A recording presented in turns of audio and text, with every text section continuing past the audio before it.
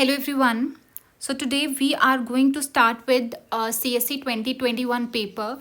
मैं पहले और पेपर्स इसलिए ले रही हूँ बिकॉज अगर आप 2021 का पेपर देखोगे या 2023 का पेपर देखोगे वो थोड़ा टफर साइड पे था देन योर 2024 एंड 2022.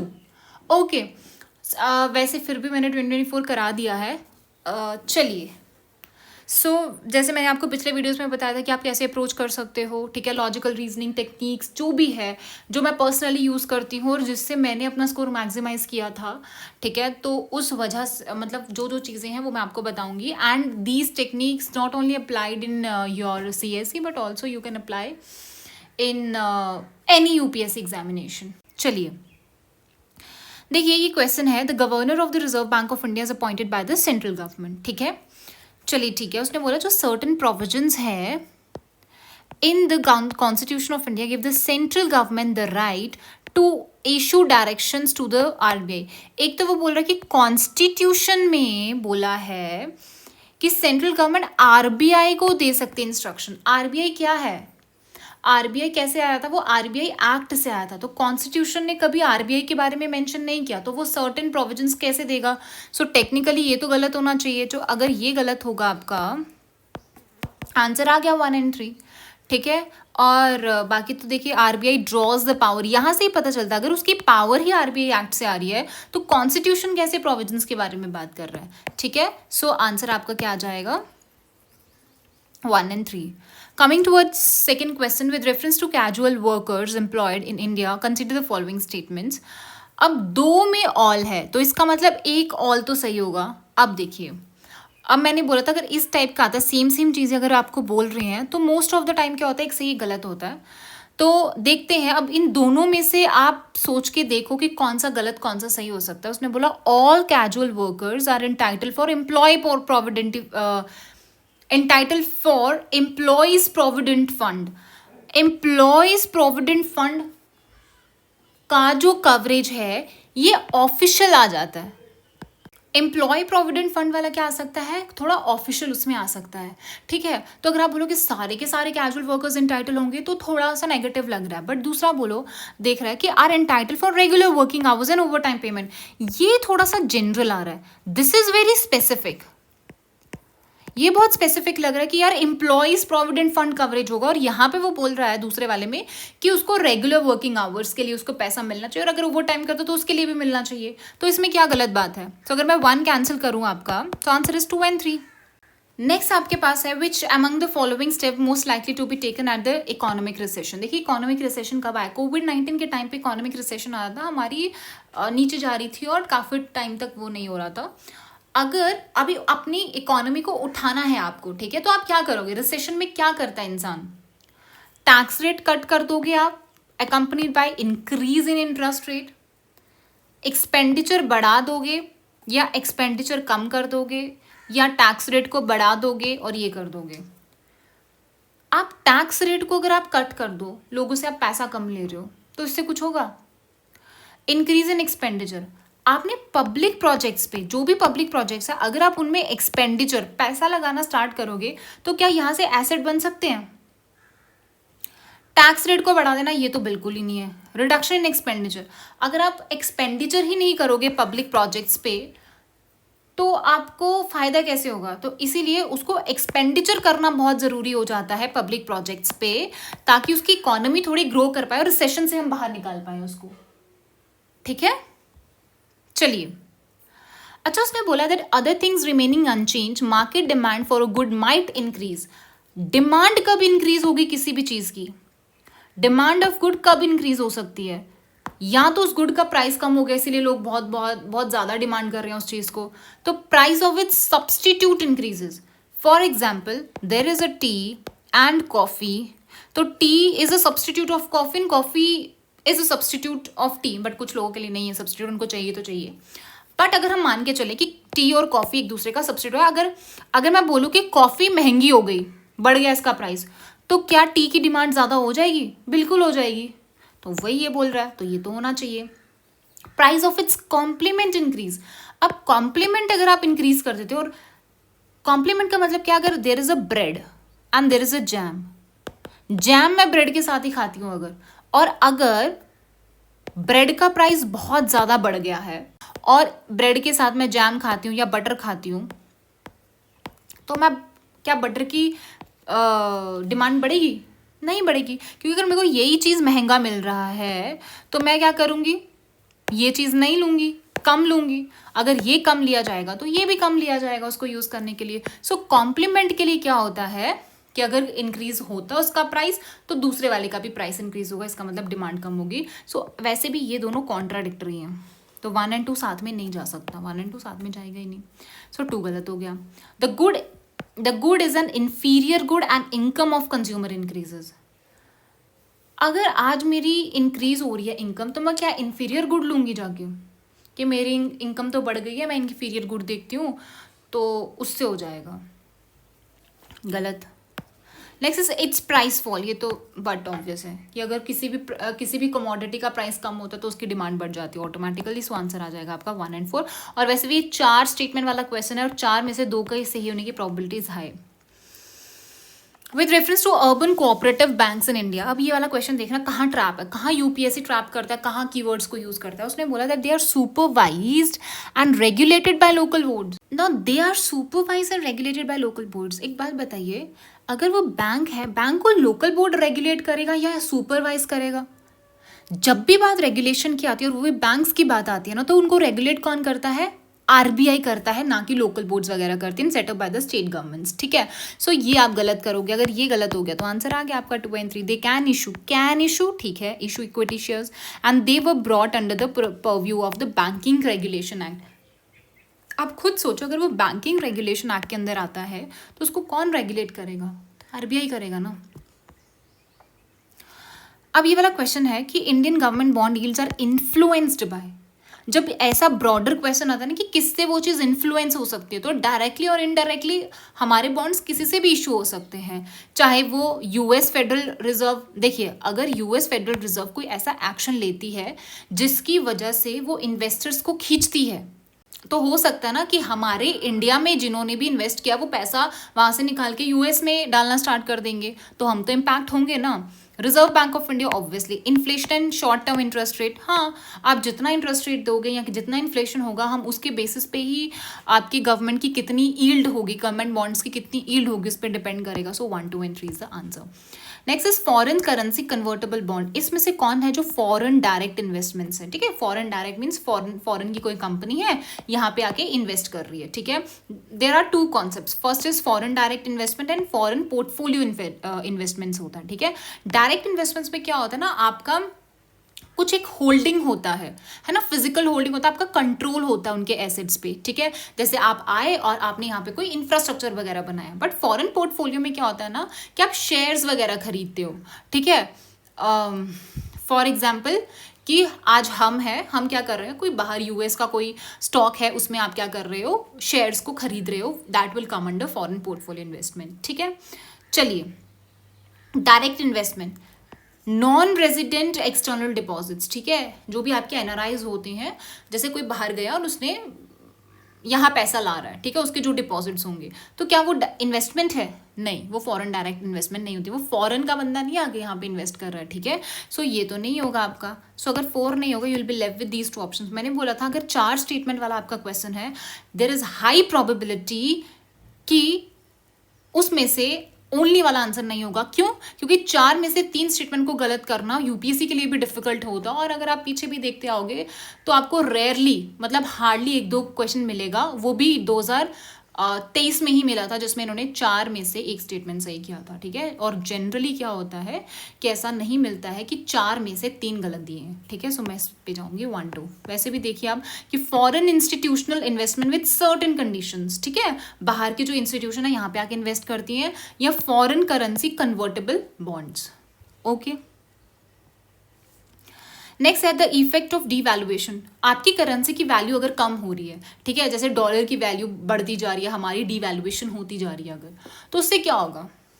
क्या वो डोमेस्टिक एक्सपोर्ट को बढ़ाएगा? जी हाँ, क्योंकि आज हमारी करेंसी की जो वैल्यू है अगर वो कम हो रही है, इसका मतलब क्या होगा, हमारा ज़्यादा से ज़्यादा एक्सपोर्ट सस्ता होगा बट इम्पोर्ट महंगा हो जाएगा उससे। अब उसने बोला क्या, ट्रेड बैलेंस तो नहीं होगा, एक्सपोर्ट ही एक्सपोर्ट हो रहा है, इम्पोर्ट तो नहीं हो पा रहा है क्योंकि इम्पोर्ट तो महंगा हो गया। So third not correct. Increase of foreign value, हमारी डोमेस्टिक करेंसी की वैल्यू कैसे बढ़ेगी जब डीवैल्यूएशन हो रही है, तो वन ओनली इज आंसर। और ये क्वेश्चन ना बहुत बार पूछता है, ठीक है। विच one of the following effects creation of black money. देखिए ब्लैक मनी चल रही है हमारे इंडिया में, ठीक है, बट उसका मेन कॉज ऑफ वरी क्या है, डाइवर्जन ऑफ रिसोर्सेज होता है, ठीक है, बट उसने मेन कॉज बोला है इन्वेस्टमेंट इन अनप्रोडक्टिव एक्टिविटीज, लार्ज डोनेशन दिया जाता है, या टैक्स इवेजन। ये है सबसे बड़ा क्या है स्टेट के लिए, टैक्स इवेजन है कि भाई यहाँ से पैसा कर करके उसको क्या किया जाता है, अपने टैक्स से बचा जाता है, मतलब हमारा जो रेवेन्यू है वो लॉस हो रहा है, ठीक है। मनी मल्टीप्लायर रिपीटेड क्वेश्चन है ये, ठीक है। मनी को मल्टीप्लाई कैसे करोगे ये बताओ। ऑब्वियसली अगर आपकी बैंकिंग हैबिट जो है वो बढ़ेंगी, ज़्यादा पॉपुलेशन होने से कुछ नहीं है, बट आपकी बैंकिंग हैबिट भी उसके साथ साथ बढ़नी चाहिए। See with reference to Indian economy demand pull inflation can be caused or increase by which of the following, ठीक है। अब डिमांड पुल इन्फ्लेशन है, मतलब डिमांड बढ़ रही है उस वजह से इन्फ्लेशन हो रही है, तो वो किस वजह से इंक्रीज होगी। अब इन्फ्लेशन होती है, आपको पता है मनी सप्लाई को हमें कम करना पड़ता है क्योंकि लोगों के पास बहुत ज़्यादा पैसा है, ठीक है, वो ज़्यादा से ज़्यादा चीज़ें खरीद सकते हैं। अब अगर ज़्यादा पैसा है, ज़्यादा से ज़्यादा चीज़ें खरीद सकते हैं, उस वजह से क्या हो जाएगा कि जो कमोडिटीज़ के प्राइसेस हैं वो बढ़ते जाएंगे। क्यों? क्योंकि डिमांड ज़्यादा, उतनी सप्लाई नहीं है। एक्सपेंशनरी पॉलिसी, अगर मैं एक्सपेंशनरी पॉलिसी करती हूँ, एक्सपेंशनरी से क्या होगा, मैं ज़्यादा से ज़्यादा मनी सप्लाई बढ़ाऊंगी मार्केट में, या लोगों को पैसा दूंगी। ऑलरेडी उनके पास पैसा ज़्यादा, मेरे को और कम करना है, तो इससे तो और चीज़ बढ़ जाएगी, तो ये भी होगा। फिस्कल स्टिमुलस का मतलब क्या होता है कि गवर्नमेंट स्पेंडिंग करना स्टार्ट कर देते हैं। अगर तुम स्पेंडिंग ज़्यादा करोगे, तुम इकोनॉमिक एक्टिविटी को बूस्ट करोगे, ठीक है, या फिर तुम टैक्स रेट को कम कर दोगे, उससे क्या हो जाएगा, लोगों के पास फिर पैसा ज़्यादा आएगा। तो जब लोगों के पास पैसा ज़्यादा आएगा फिर और इन्फ्लेशन बढ़ जाएगा, सो ये भी आ जाएगा।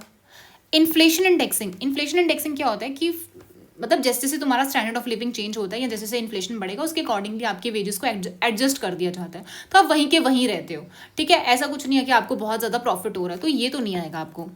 और क्या है, राइजिंग इंटरेस्ट रेट कब बढ़ाए जाते हैं, इंटरेस्ट रेट बढ़ाता है बैंक बोलता है मैं तुम्हें ज़्यादा इंटरेस्ट रेट दूंगा, तुम यहाँ पे डिपॉजिट करना स्टार्ट कर दो। अगर लोग ज़्यादा से ज़्यादा यहाँ पे डिपॉजिट करना स्टार्ट कर देंगे, इसका मतलब यहाँ पे जो मनी सप्लाई है वो कम हो जाएगी। इसका मतलब ये तो इंक्रीज नहीं करने वाला, ये तो इन्फ्लेशन को कम ही करेगा, तो 5 तो नहीं होना चाहिए। 5 कैंसिल, 1 2 4 आंसर आ जाएगा। हाई परचेजिंग पावर मीन्स कि आप जितनी भी आपके पास मनी है आप उस मनी से ज़्यादा प्रोडक्ट्स बाय कर सकते हो, ठीक है। परचेजिंग पावर ज़्यादा है। With reference to India, consider the following statement. Retail investor through Demat account can invest in treasury. तो can invest in treasury bills and government of India कर सकते हैं। Negotiated dealing, negotiate कर रहे हैं, is a government security trading platform है किसका, RBI का, ये भी सही है। तीसरी यहाँ पे ट्रैप क्या उसने बोला, एक तो ये जॉइंटली प्रमोट किया जाता है by reserve bank of Indian stock exchange, वो भी क्या, सेंट्रल डिपॉजिटरी सर्विसेज, सो ये नहीं होगा आपका। सो इसमें answer is 1 and 2। Water credit पे है, it puts micro finance tool to work in the water and sanitation sector. It is a global, देखिए जब भी कोई ऑर्गेनाइजेशन देता है, ठीक है, वो मोस्ट ऑफ द टाइम गलत होती है। अब उसने बोला ग्लोबल इनिशिएटिव, ठीक है। मेरे को एक बात बताइए, वाटर एंड सैनिटेशन पे जो माइक्रो फाइनेंस की बात है वो वर्ल्ड हेल्थ ऑर्गेनाइजेशन क्यों करेगा और वर्ल्ड बैंक क्यों। सो इसीलिए इसको अगर मैं गलत करती हूँ, so I will be left with 1 and 3 only. ए मैंने क्या बोला, जनरली सही होता है आपका। Next is in India the central banks function as a lender of the last resort. सबको पता है कि वो सिर्फ और सिर्फ किसको देता है लास्ट रिजॉर्ट में, दैट इज टू बैंक्स देता है, ठीक है। So only 2 is answer. देखिए अगर इस टाइप के क्वेश्चन आए आप कैसे करोगे, पिछले पेपर्स में भी जो भी मैंने आपको कराया, मैंने आपको बताया कि अगर ये ऐसे टर्म पे क्वेश्चन है तो कैसे करना है, या तो हिंदी पढ़ो या फिर देखो ऊपर वाले क्वेश्चन में हिंट तो नहीं है। अब तीसरी चीज़ है कि क्या ऑप्शन में हिंट है, R2 बोला है, यहाँ पे कौन सा है जहाँ पे 2 बार आ रहा है, रिस्पॉन्सिबल रिसाइकलिंग, एक ही बार रामसर कन्वेंशन है, यहाँ तो है ही नहीं है, यहाँ पे भी नहीं है, सो आंसर आ गया आपका इन्वायरमेंटली रिस्पॉन्सिबल प्रैक्टिसेस इन इलेक्ट्रॉनिक रिसाइकलिंग। ठीक है, अब यहाँ पे भी एक ट्रैप है, उसने बोला कि कौन कौन सा कंसर्न है अबाउट कॉपर स्मेल्टिंग। कॉपर में से उसने बोला दे मे इज अ पॉजिटिव, आप देखोगे, but release lethal. Lethal means इतनी पॉइजनस, जहरीली कार्बन मोनोऑक्साइड निकालेगा क्या वो copper smelting. Lethal word is a negative word here, so ये अगर मैं कैंसिल करती हूँ so will be left with 2 and 3। The copper can cause, हाँ लीचिंग कर सकता है, can cause and may release sulphur. May sulphur dioxide अगर वो बोलता ना कि वो लीथल हो सकती है, डेंजरस हो सकती है, तो मैं मान सकती थी, बट वो कार्बन मोनोऑक्साइड बोल रहा है इतनी क्वांटिटी में रिलीज कर रहा है कि वो लीथल होती है, so that's not correct, so 2 and 3 answer. अब यहाँ पे देखो, उसने बोला फर्नेस ऑयल, क्या वो प्रोडक्ट है ऑयल रिफाइनरी का, जी हाँ, सम है तो पॉजिटिव है, तो ये भी आ जाएगा। It's use causes sulphur emission, हाँ कुछ गलती नहीं है, 1 2 3 आंसर, इजी। ब्लू से क्या रिलेट करते हो आप, ओशियंस, कोस्टल, इजी। यहाँ पे देखिए उसने क्या बोला है, कौन सा है जो विदाउट सॉइल आपको मिलता है। मशरूम्स आप देखते हो सॉइल में ही होती है, तो मशरूम्स तो आप पहले ही गलत कर दो। अब ये हो गया, मैंने आपको बताया था कि अगर आपको 1 2 3 4 चीज़ें दी हैं, पहली चीज़ है 4 में से 2 के सही होने की probability is very very high.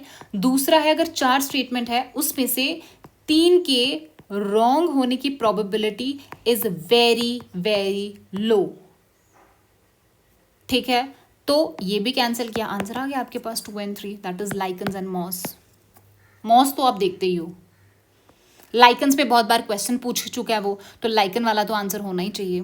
ये देखिए यही वाला आपको आया ना, मॉस्किटो वाला आया आपको, वायरल डिजीज वाला, वो बोलबाचिया मेथड आया है, किस पे आया है, 23 में आया है, यहाँ से ही आया, मॉस्किटोज उसका फेवरेट बनता जा रहा है।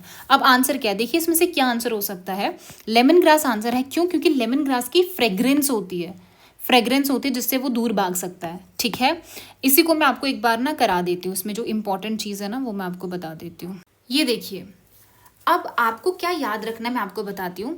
यहाँ पे उसने बोला कांग्रेस ग्रास, तो आपको कांग्रेस ग्रास पढ़ के जाना चाहिए था। क्यों पढ़ के जाना चाहिए मैं बताती हूँ।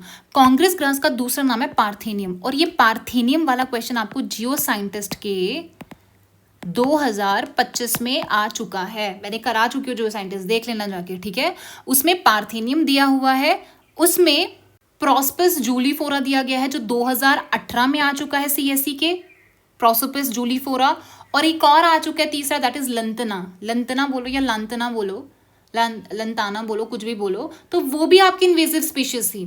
ठीक है, वो भी पूछोगा, और एक और उसने सेकेंड ऑप्शन पे दिया था, वो इन्वेजिव नहीं थी।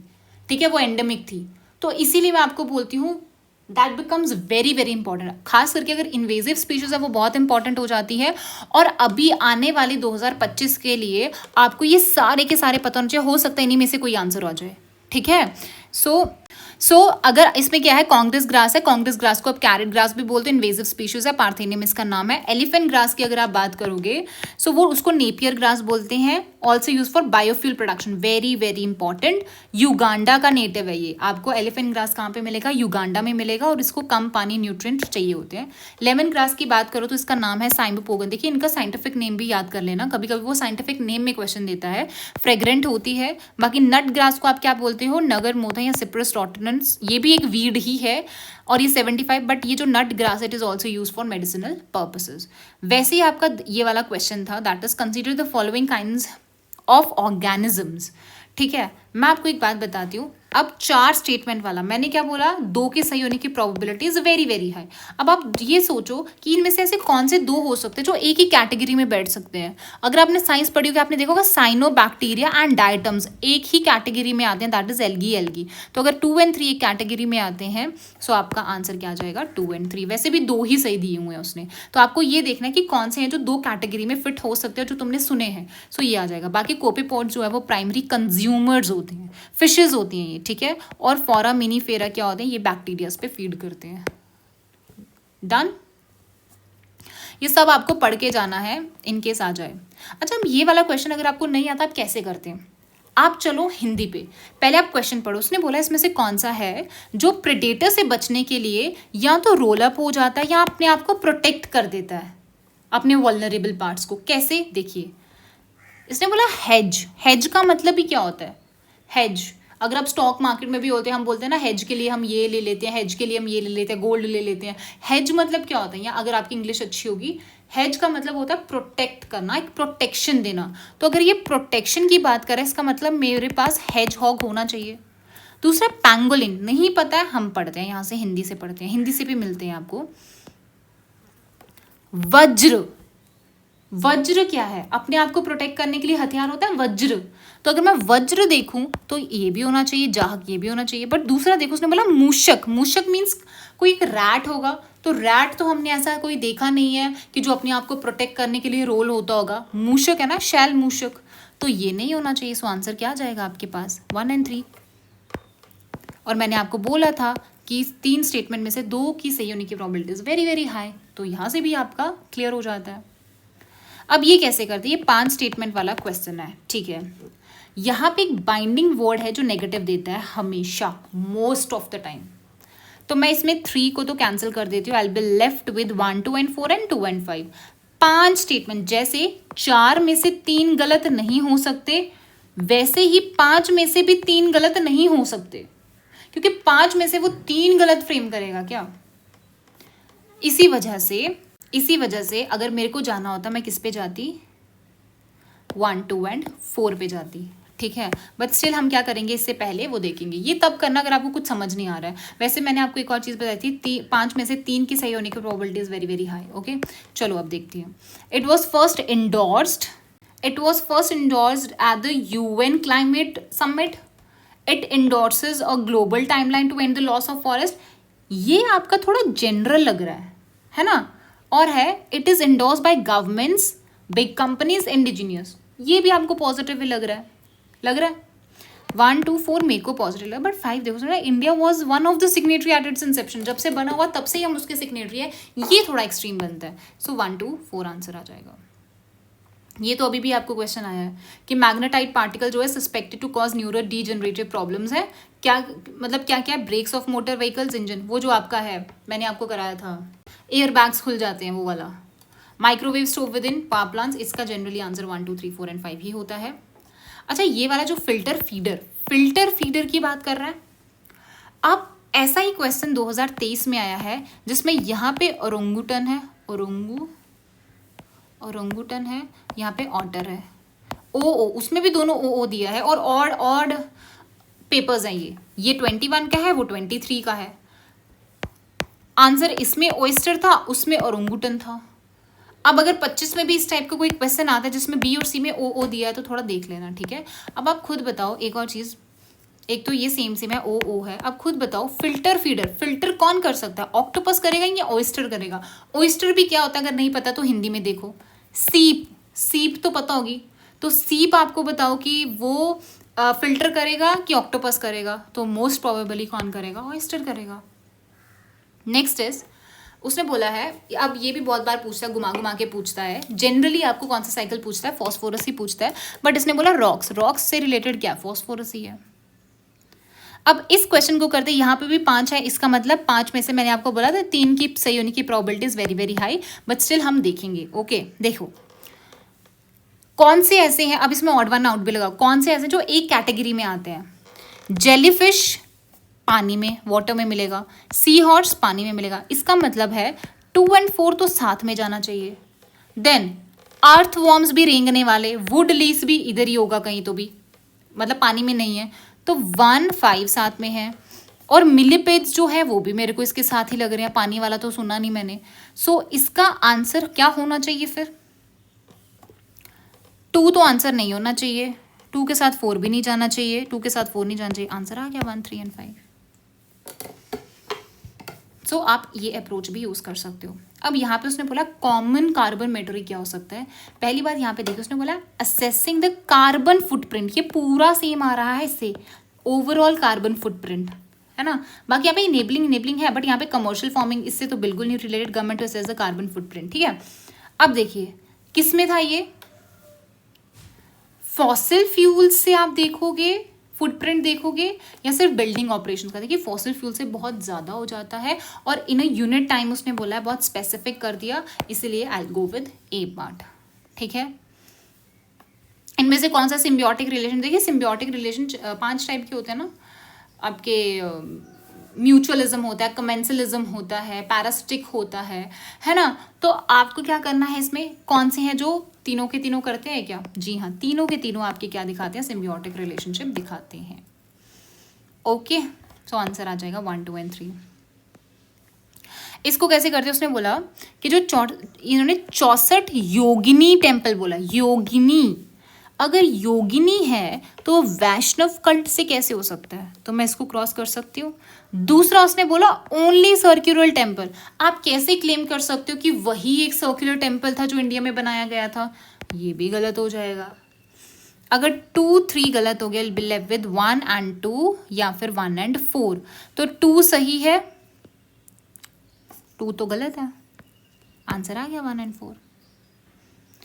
Well known elaborate water harvesting and management के लिए, दैट यू ऑल नो कि धोलावीरा है, ठीक है, एंड वो यूनेस्को वर्ल्ड हेरिटेज में आया था।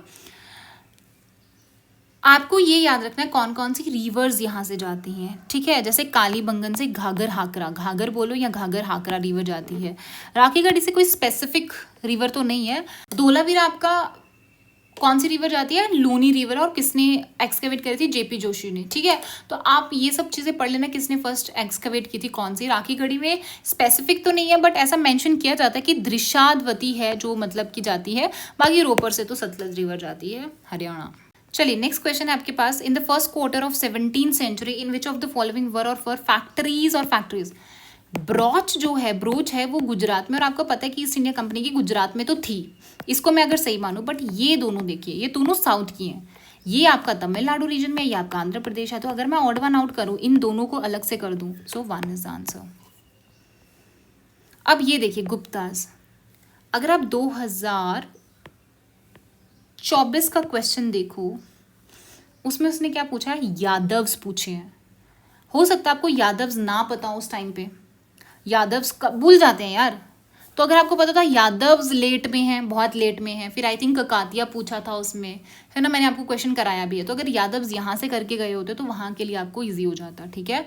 बाकी अगर आप देखोगे कहाँ कहाँ से इनके टाइमलाइन अगर आप देखोगे, तो यादव्स जो थे वो बहुत लेट, मतलब 12th and 4th सेंचुरी के थे। गुप्ताज जो थे वो 6th and 8th सेंचुरी के, ठीक है।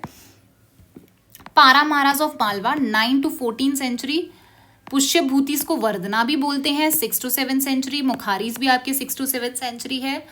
बट एक और चीज़ अगर आपको नहीं आ रहा है तो 6 स्टेटमेंट है, ये 5 भी नहीं है। 5 में से मैं बोल रही थी 3 सही हो सकते हैं, बट 6 में से 4 की भी सही होने की प्रोबेबिलिटी ज़्यादा। देखिए आपको प्रोबेबिलिटी भी जाना, अगर आपको नहीं कर पा रहे हो तो, ठीक है।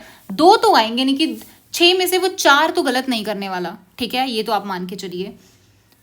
तो आपके पास आ जाता है 1, 3, 4 and 6। 1, 3, 4 and 6 is the answer. अच्छा, उसने बोला according to Portuguese writer Nunes women in Vijayanagara expert in. अब ये बहुत एक जनरल है कि विजयनगरा के जो विमेन होती है वो किस किस में एक्सपर्ट थी, तो ये बहुत ब्रॉड है, तो किसी में भी एक्सपर्ट हो सकती है, अगर वो पता है तो भी, नहीं पता तो भी। तो मैं इसको सब चीज़ें मैं इसको क्या करूँगी सही। और एक और चीज़ है, सूद सिंह अगर आपको नहीं पता है तो यहाँ से देखिए उसने क्या बोला, भविष्यवाणी और ज्योतिष शास्त्र, क्या ये दोनों एक साथ नहीं आ रहे, तो मतलब अगर भविष्यवाणी 2 आ रहा है तो 4 भी आएगा साथ में, है ना। तो रेसलिंग में भी हो सकती है, अकाउंटिंग में भी हो सकती है, सो ऑल आर करेक्ट। देखिए रविंद्रनाथ, अगर मेरे को इसका आंसर करना होता मैं कैसे करती, एक रविंद्रनाथ टैगोर है जो PYQs में बार बार ऑप्शंस में देता है, तो अगर आपको गैस लेना पड़ता है इस आंसर में तो आप रविंद्रनाथ टैगोर पे जा सकते हैं, क्योंकि कभी नहीं पिछले बार कितने बार पूछता रहता है, कभी क्वेश्चन में पूछता है, कभी ऑप्शंस में पूछता है ना। अब देखिए अगर आप 2024 का पेपर देखोगे तो वहां पे आपके मैचअप में एक इनाम गांव महाराष्ट्र सबको पता होता है, ठीक है, बट इनाम गांव महाराष्ट्र सबको पता होता है, राइट, बट चंद्रकेतुगढ़ नहीं पता था। बट अगर आप ये वाला क्वेश्चन सॉल्व करके गए थे, वो चंद्रकेतुगढ़ वाला सही कर सकते थे, तो फिर आप आंसर पे आ सकते थे, 2 and 3 आंसर पे आ सकते थे, जो मैचअप वाला क्वेश्चन है 2024 में, जो मैंने ऑलरेडी करा दिया है। तो उन्होंने उसमें चंद्रकेतुगढ़ ही गलत दिया हुआ था। तो चंद्रकेतुगढ़ क्या है, टेराकोटा आर्ट है, क्या है वो, टेराकोटा आर्ट है। और गणेश्वर क्या है, कॉपर आर्टिफैक्ट्स है। बुर्जा होम क्या है, बुर्जा होम तो गलत है, आपको ये तो पता ही होगा आपको। बुर्जा होम आपकी न्यूलिथिक साइड में आती है। आंसर क्या आपका 2 and 3 इज आंसर। अब इस क्वेश्चन में आपको हिंट बताती हूँ, चिंगेज खान वो बहुत बार पूछ चुका, मतलब बार बार चिंगेज खान पूछ रहा था, इवन ऑप्शन में भी चिंगेज खान है, ठीक है। तो अगर मैं देखती हूँ, उसने बोला it was during the reign of the Iltutmish and it was during the reign of, ठीक है। इसका मतलब 3 बार रेन बोला, एक तो गलत पक्का है, एक तो गलत है, पक्का से है, बट चिंगेज खान मैं सही करूंगी। क्यों करूंगी? क्योंकि चिंगेज खान बहुत बार पूछ रहा था, ऑप्शंस में भी आ रहा था, तो फेवरेबल है, तो मैं इसको पॉजिटिव मानूंगी। तीसरा देखो, उसने बोला it was during the reign of Devaraya two of Vijayanagara that Vasco da Gama reached. आपको पता है वास्को ड गामा 1498 में था, ठीक है, और ये 1400 समथिंग में थे शायद, पहले थे देवराय वगैरह, उसके बाद संगम डायनेस्टी खत्म हो चुकी थी तब तक, ठीक है, सलूबा आ गई थी, तो ये तो आपकी गलत हो जाती है। सो तीसरा आपका गलत है, 1 आपका सही है, तो 1 and 2। अब उसने क्या बोला, it was during the reign of the Muhammad bin Tughlaq that Timur occupied Multan and cross the Indus. देखिए इंडस को क्रॉस नहीं किया था जहाँ तक मेरे को लगता है, सो ये भी आपका गलत हो जाता है, आंसर आपका 1 ओनली ही आएगा इसमें, ठीक है। चलिए, Saint Francis Xavier was one of the founding members of Jesuit. Saint Francis Xavier died in Goa and a church is dedicated to him there. The feast of Saint Francis Xavier is celebrated in Goa each year. ये तो मेरे को सही लग रहा है, is one of the founding members of Jesuit order. देखिए इसमें जो आंसर है वो 1 and 3 ये थोड़ा डिफिकल्ट था, मतलब इसको ढूंढना कि क्या आंसर है वो थोड़ा डिफिकल्ट हो जाता है। चलो, ये मिताक्षर लॉ था, उसने बोला Mitakshara was a civil law था for upper caste and Dayabhaga was a civil law for lower caste. चलो ठीक है, मेरे को नहीं पता क्या आंसर है। उसने बोला दैट मिताक्षर जो सिस्टम है, sons can claim right to property during the lifetime of father.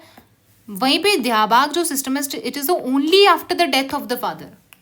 And Mitakshara system जो है deals with the matter related to property held by the male members only, whereas Dayabhaga deal करता है with the related property held by both. देखिए both male and female तो कहीं पे भी suit, I don't think so कभी होगा। सो 3 and 3 cancel होता है।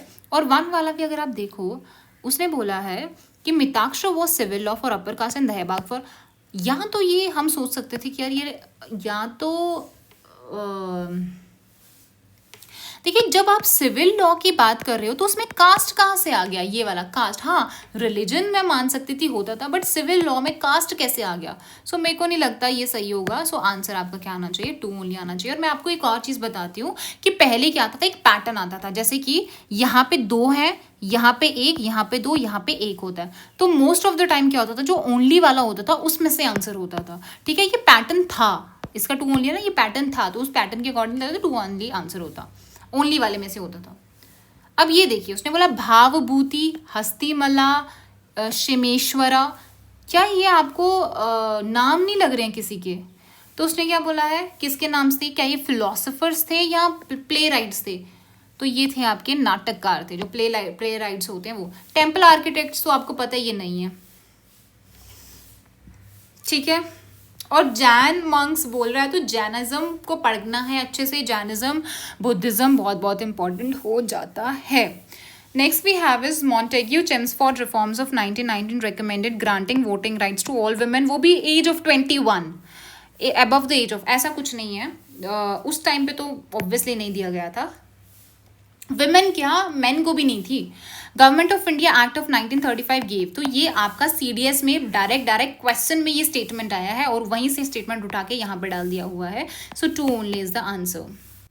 नेक्स्ट आपके पास क्वेश्चन है with reference to 8 August 1942 in Indian history, which one of the following. अब देखिए इसमें से मेरे को 2 ही लग सकते थे कि आंसर सही हो जाता, ये तो नहीं, ये आई थिंक 39 में ही उन्होंने कर दिया। जैसे ही आपकी वो स्टार्ट हुई थी ना कि वर्ल्ड वॉर वगैरह, तो तब ही आप इन्होंने पहले ही कर दिया। Vice Roy executive council was expanded, नहीं ये भी नहीं था उस टाइम पे। ये 2 ही चीज़ें थी, एक तो क्रिप्स था और एक क्विट इंडिया था। तो इसका आंसर क्या है आपका, quit India resolution was adopted by AICC। अब यहाँ पे ये वाला क्वेश्चन देखो, उसने बोला who among the following is associated with songs from prison. एक तो सॉन्ग है फ्रॉम प्रिजन है, और दूसरा आप एक चीज देख रहे हो, उसने मोहनदास करमचंद गांधी, कितना बड़ा बड़ा लिखा है, MK गांधी भी लिख सकते थे, बट मोहनदास करमचंद गांधी। मैंने आपको क्या बोला, मोहनदास करमचंद गांधी जो है वो बहुत ही फेवरेबल आपका क्या बोलते हैं उसको, ऑप्शन है UPSC का। ये CDS में भी डाल चुका है, इसमें भी डाल चुका है, पीछे भी डाल चुका है, ठीक है। और अगर आपको गेस लेना होता तो आप C पे जा सकते थे, या फिर BR अम्बेडकर हो गया, ठीक है। अब ये वाला क्वेश्चन, मिडीवल इंडिया से कौन सा सबसे छोटा है? सो परगना आपकी सबसे छोटी होती है, उसके बाद सरकार होती है, और सूबा सबसे क्या होता है? बड़ा होता है आपका। ठीक है, अब यहाँ पे भी मैं आपको बताती हूँ आप कैसे कर सकते थे। वैसे तो ये मॉडर्न हिस्ट्री से हो जाता अगर आपने पढ़ी होती, कि सेक्रेटरी कौन थे हिंदू फीमेल स्कूल के, which later came to be known as a Bethune female school बोला गया था।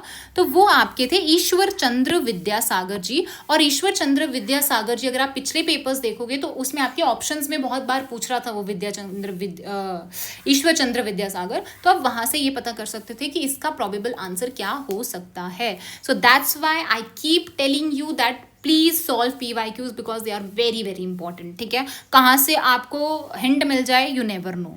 अब ये वाला क्वेश्चन कैसे करते हैं, उसने बोला शाहनवाज खान, प्रेम कुमार सहगल और गुरबख्श सिंह ढिल्लों ये रेफर किसको किए जाते थे?